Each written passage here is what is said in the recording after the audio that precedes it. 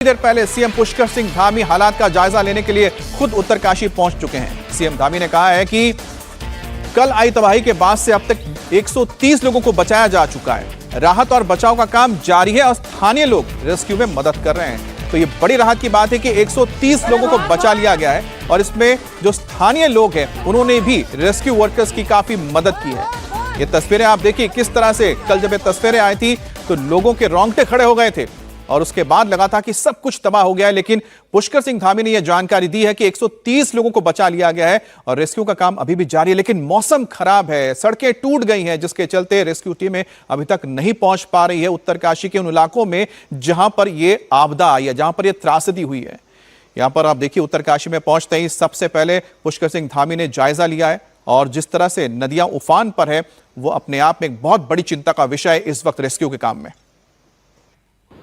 अभी जो हमारा कल धराली की आपदा आई है, उस आपदा में सभी एजेंसियां हमारी वहां पर काम कर रही है। सेना के लोग भी काम कर रहे हैं बचाव और राहत के काम में। आईटीबीपी भी लगी है, एनडीआरएफ, एसडीआरएफ और स्थानीय लोग, सभी लोग आगे आकर, हमारे जनप्रतिनिधि भी, सभी लोग बचाव के काम में लगे हैं। कल लगभग 130 के लगभग लोगों को रात को रेस्क्यू किया गया है और अभी लगातार खोजबीन जारी है। रास्ते में चूंकि काफ़ी ज़्यादा मौसम खराब होने के कारण से अनेक स्थानों पर मार्गों का जो संपर्क है वो कट गया है और कुछ पुल भी जो है क्षतिग्रस्त हो गए हैं। उसके कारण से वहाँ पर पहुँचना भी मुश्किल हो रहा है, लेकिन उसके बावजूद भी सभी एजेंसियाँ, सभी लोग जो वहाँ पर पहुँच गए हैं, रेस्क्यू के काम में लगे हैं। हमने राज्य के स्तर पर भी 10 डिप्टी एसपी, 3 एसपी और लगभग 160 पुलिसकर्मी भी इस काम में लगाए हैं जो राहत और बचाव के काम को करेंगे। इसी प्रकार से आपदा राहत का जो परिचालन केंद्र है देहरादून का, वो 24 घंटे काम कर रहा है, 24 घंटे समन्वय बना रहा है।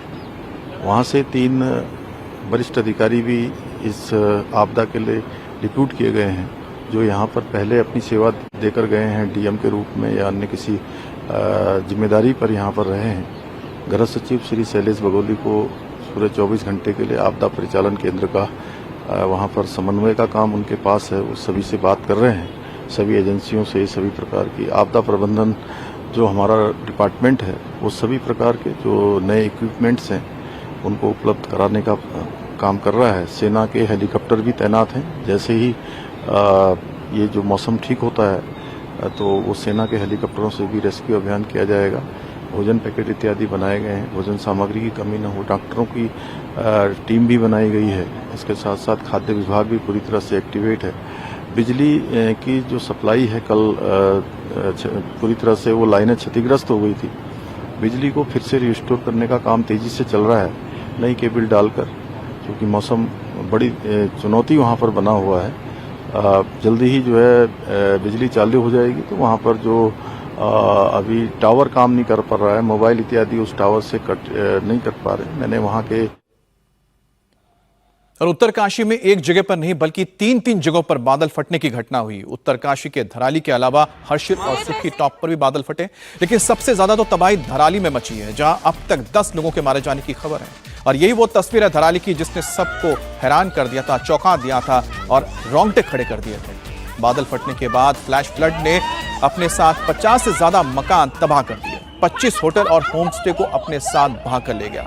हादसे के बाद से रेस्क्यू ऑपरेशन जारी है। अब तक 130 लोगों को मलबे से बाहर निकाला गया है। वहीं हर्षिल में बादल फटने के बाद सेना के 10 जवान समेत 50 से ज्यादा लोग लापता हैं। एसडीआरएफ, एनडीआरएफ और आईटीबीपी की टीम और आर्मी की टीमें इस वक्त बचाव के काम में लगी हुई हैं। अब तक 140 से ज्यादा लोगों को हर्षिल से रेस्क्यू किया गया है। ये तस्वीरें आप देख रहे हैं बादल फटने के बाद किस तरह से त्रासदी हुई थी। ये आप देख रहे हैं, ये हिमालयन सुनामी है।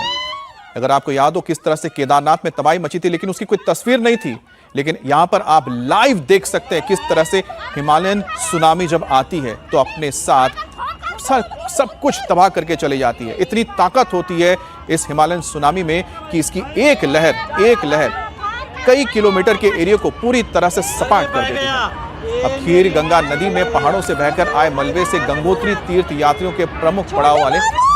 ये आपको हम अहम तस्वीर दिखा रहे हैं जहां पर पुष्कर सिंह धामी हेलीकॉप्टर से पूरे इलाके का जायजा ले रहे हैं। तो हवाई सर्वेक्षण कर रहे हैं मुख्यमंत्री पुष्कर सिंह धामी। देहरादून से जब उत्तरकाशी आ रहे थे उस दौरान ही उन्होंने इस पूरे इलाके को देखा कि किस तरह से त्रासदी हुई थी। अभी भी आप देखिए कि पहाड़ों के ऊपर बादल छाए हुए हैं, जिसकी वजह से रेस्क्यू में भी दिक्कत आ रही है और हेलीकॉप्टर्स नहीं पहुंच पा रहे, खासतौर पर जो बड़े हेलीकॉप्टर्स है जिसमें काफी भारी भरकम इक्विपमेंट्स ले लाए जाएंगे।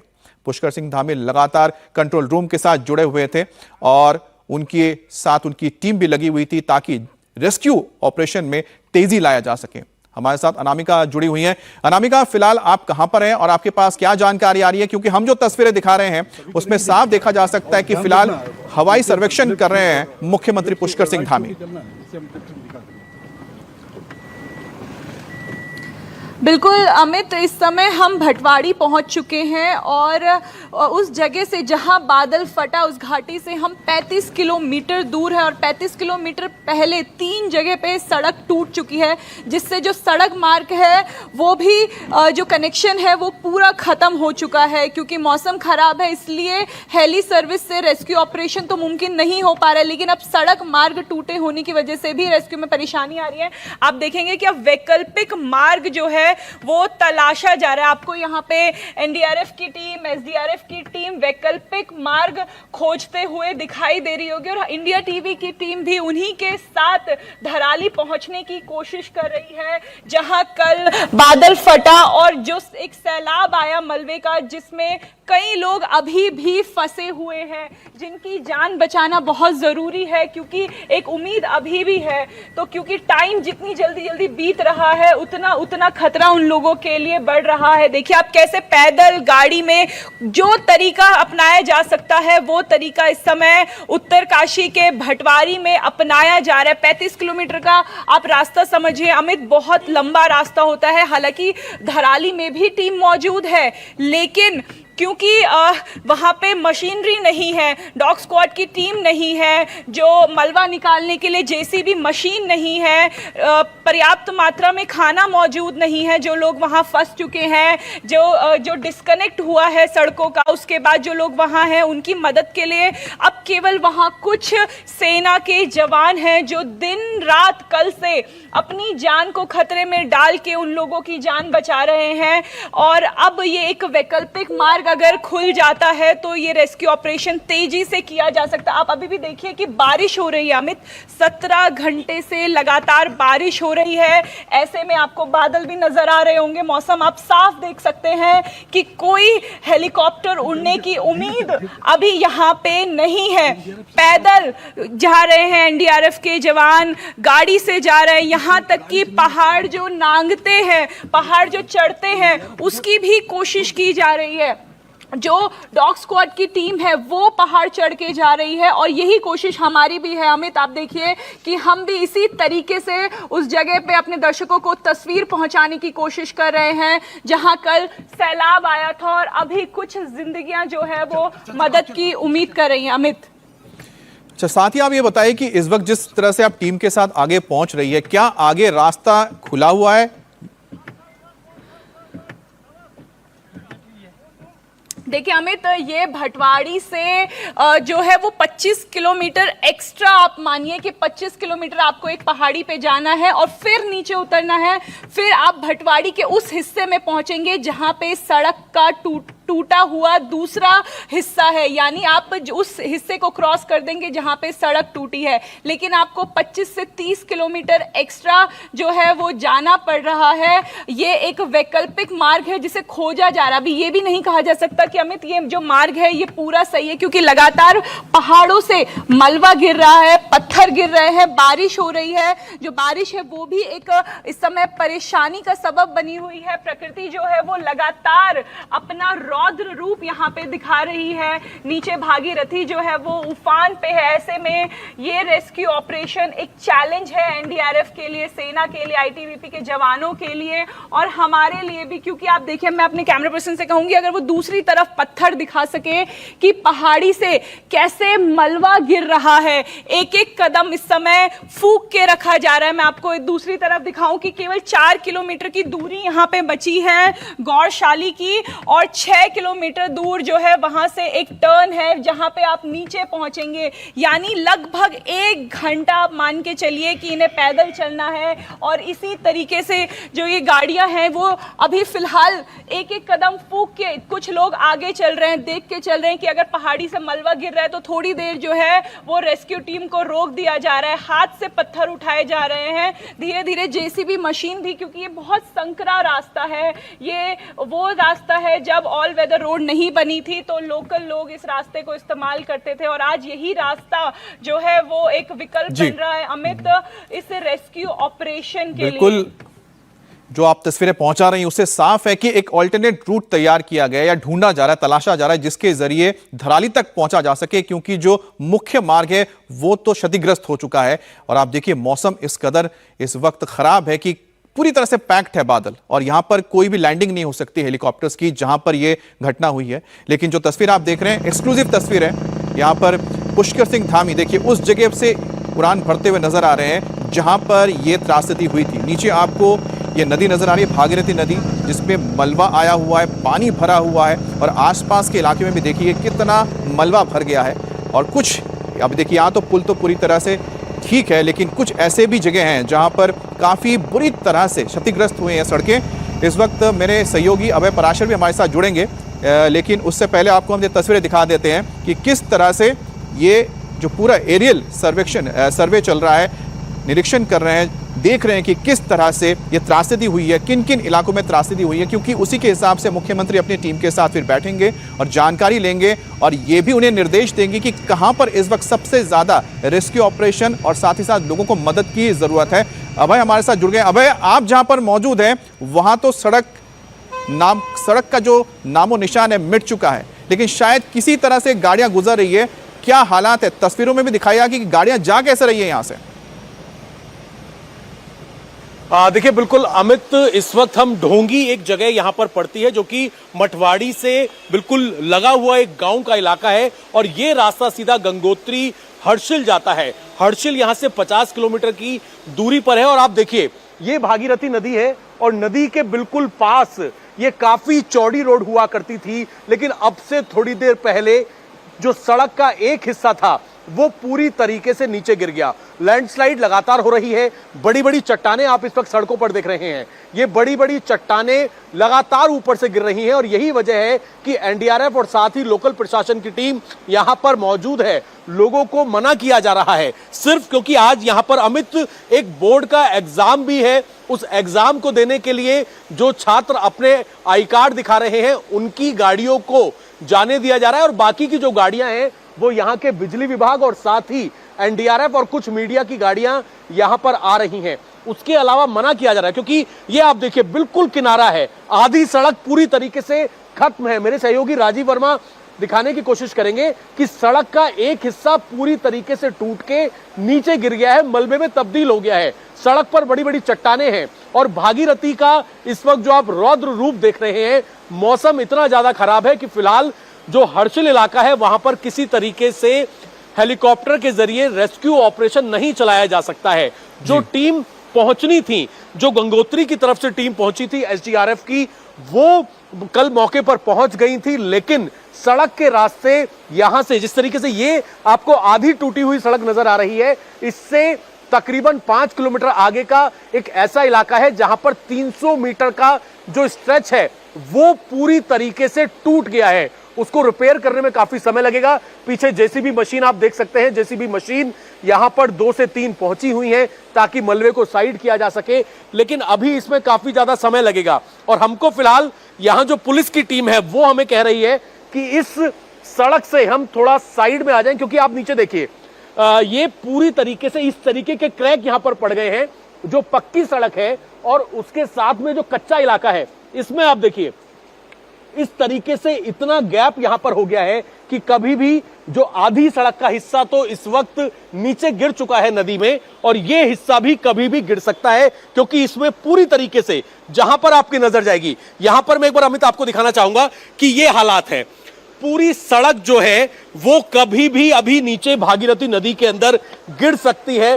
पूरा इतना लंबा यहां पर जो स्ट्रेच है उसमें बड़ी बड़ी दरारें आ गई हैं, और उसकी सबसे बड़ी वजह यही है कि मौसम जो है, जब कल ये त्रासदी आई हर्षिल इलाके के अंदर 3 जगह बादल फटा, उसके बाद से मौसम नहीं खुल रहा है, बारिश लगातार हो रही है। यही वजह है कि सड़कें, बिजली के खंभे और कई जगह 300 से 400 मीटर गंगोत्री जाने वाला जो मुख्य मार्ग है वो पूरी तरीके से क्षतिग्रस्त हो गया है। अमित, लेकिन जिस जगह पे आप मौजूद हैं अभय, वहां से तो किसी भी लिहाज से जो जेसीबी मशीन है वो जा ही नहीं सकती हैं, क्योंकि इतना वजन ना सह पाएंगी, क्योंकि पूरा क्रैक आ चुका है। और साथ ही जिस तरह से आपने तस्वीरें दिखाई है कि वो जो सड़क है किसी भी वक्त पूरी तरह से भागीरथी नदी में मिल सकता है, क्योंकि भागीरथी नदी जो है वो लगातार कटान कर रही है। तेज बहाव के चलते कटान होता जा रहा है, और कटान के चलते इतना बड़ा हिस्सा जो सड़क का था, आधा हिस्सा वो पानी में समा गया है। अब देखिए कि जो कटान जो हो रहा है ये और ज्यादा बड़ा खतरा है इन सड़कों के लिए जहां से रेस्क्यू ऑपरेशन होना है। अब हवाई सर्वेक्षण में जो साफ नजर आ रहा है कि जो भी सड़कें आसपास से गुजर रही हैं नदी के किनारे से, उनके ऊपर खतरा सबसे ज्यादा है। कुछ जगहों पर ये ठीक है, दुरुस्त है, लेकिन कई ऐसी जगह नजर आ रही है जहां पर या तो लैंडस्लाइड हुआ है। अब देखिए जो एरियल यहां पर तस्वीरें देख रहे हैं, जिसको पुष्कर सिंह धामी खुद देखते हुए नजर आ रहे हैं, मुख्यमंत्री उत्तराखंड के, और इनके द्वारा दी गई तस्वीरें जो आ रही हैं, इन्हीं तस्वीरों से साफ दिख रहा है कि इस वक्त जो हवाई सर्वे है उससे साफ एक बड़ा एरिया है, एक बहुत बड़ा एरिया है जिसमें त्रासदी हुई है, और एक बहुत बड़े हिस्से में लोग इससे प्रभावित हुए हैं। अनामिका, फिलहाल आप कहां तक पहुंच पाए हैं, क्योंकि आपने कहा था करीब 2-3 किलोमीटर पर एक ऐसा मोड़ आएगा जहां से शायद आप लोगों को नीचे की तरफ जाना है।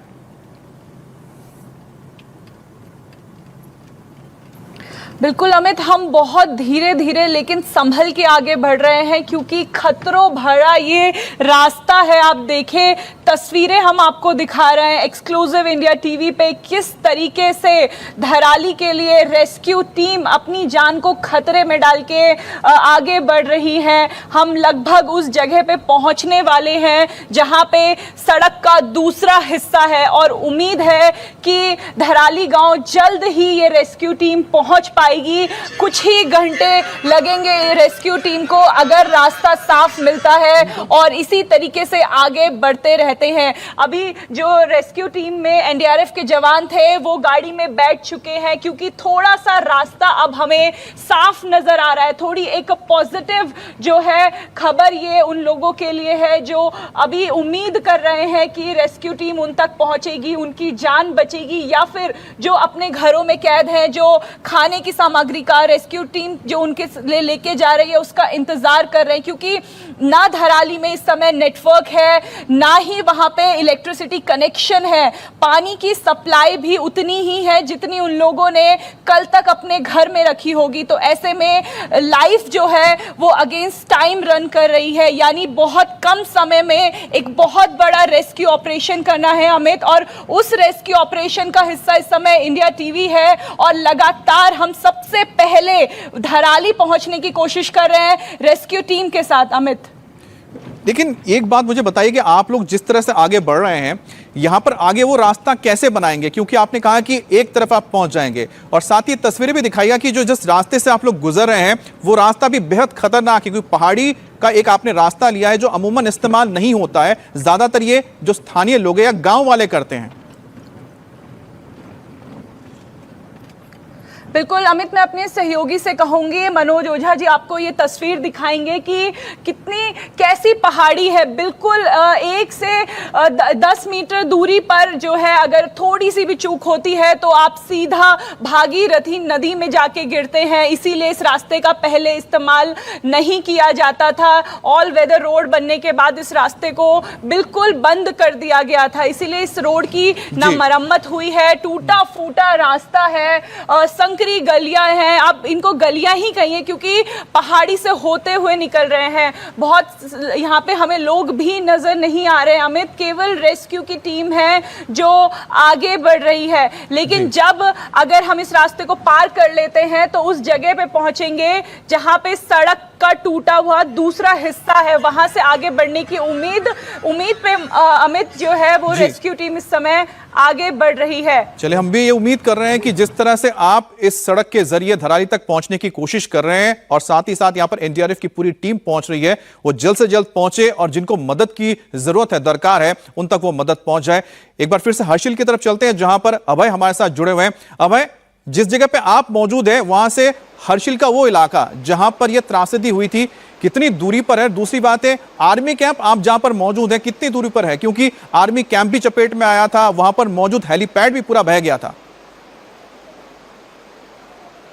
देखिए अमित, हर्षिल पहुंचने के रास्ते में मौजूद है, लेकिन बड़ी समस्या ये आ रही है कि तकरीबन 300 मीटर का स्ट्रेच इस तरीके का है जहां से अब नहीं जाया जा सकता। वैकल्पिक रास्तों को ढूंढने की कोशिश हो रही है, लेकिन वो वैकल्पिक रास्ता बनाना बहुत बड़ा चैलेंज है क्योंकि बारिश है, दलदल है और वहां से सिर्फ जो गांव के लोग या फिर जो अक्सर इन पहाड़ों का इस्तेमाल करते हैं वो लोग एक जगह से दूसरी जगह जा पाते हैं। लेकिन फिलहाल इतनी ज्यादा फिसलन है कि वैकल्पिक रास्ते को पूरी तरीके से प्लान। अच्छा अभय, जिसका आप जिक्र कर रहे थे वो तस्वीरें अब सामने आने लगी है। यहाँ पर रेस्क्यू ऑपरेशन देखिए चल रहा है, इसमें आईटीबीपी सेना के जवान नजर आ रहे हैं और आईटीबीपी और सेना के जवान कर क्या रहे हैं आपको बता देते हैं। देखिए किस तरह से यहाँ पर जो पुल था वो पूरी तरह से बह चुका है। शायद यही वजह कि एक तरफ से दूसरी तरफ जाने के लिए यहाँ पर एक टेम्परेरी पुल तैयार किया जा रहा है। कोई मशीनरी यहाँ पर नहीं है क्योंकि यहाँ पर वही रेस्क्यू में लगे हुए हैं जो यहाँ पर घाटी में मौजूद थे, क्योंकि इनका संपर्क कट चुका है। यहाँ तक पहुँचने के लिए फिलहाल रास्ते बंद है। आपको दिखाया हमने किस तरह से कि सड़कें बह गई हैं। अब यहाँ पर हाथों से एक एक करके पत्थरें हटाई जा रही हैं और साथ ही साथ वहाँ पर एक टेम्पररी, उत्तरकाशी की तस्वीर हम दिखा रहे थे किस तरह से एक टेम्पररी पुल बनाया जा रहा है ताकि रेस्क्यू किया जा सके, एक तरफ से दूसरी तरफ जो जवान है वो पहुँच सके। ये देखिए धराली की ओर जाती हुई तस्वीरें हम दिखा रहे हैं। ये एक बार फिर से उत्तरकाशी की तस्वीर देखिए, अभी भी कितना तेज बहाव है इस नदी में और साथ ही साथ यहाँ पर जो रेस्क्यू ऑपरेशन में लगे हुए जवान हैं ये आईटीबीपी और सेना के हैं और यहाँ पर कुछ स्थानीय लोग भी इनकी मदद कर रहे हैं। अब यहाँ पर एक टेम्पररी पुल बनाया जा रहा है ताकि एक तरफ से दूसरी तरफ लोग जा सकें और जो मदद पहुँचानी है वो मदद पहुँच सके। बहरहाल यहाँ पर हवाई मार्ग से आना बहुत मुश्किल है क्योंकि आसपास आप देख रहे हैं कि बादल पूरी तरह से पैक्ड है, यानी ऊपर से अगर आपको नीचे देखना है तो आप देख नहीं पाएंगे। कहाँ आप अपने हेलीकॉप्टर को लैंड करेंगे वैसे यहाँ पर कोई भी जगह फिलहाल नजर नहीं आ रही है।